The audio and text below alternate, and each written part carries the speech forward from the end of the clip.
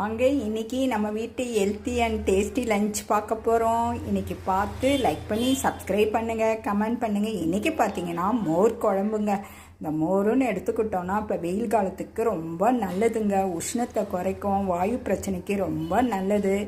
இங்கே பார்த்தீங்கன்னா சின்ன வெங்காயம், பெருங்காயம், பூண்டு, நல்லெண்ணெய் எல்லாம் போட்டு மருந்து குழம்பு மாதிரி பண்ணியிருக்காங்க. அங்கே பார்த்தீங்கன்னா கோதுமை கிச்சடிங்க, கோதுமைன்னு கிச்சடி பண்ணியிருக்கேன். அங்கே பொட்டுக்கடலை சட்னிங்க.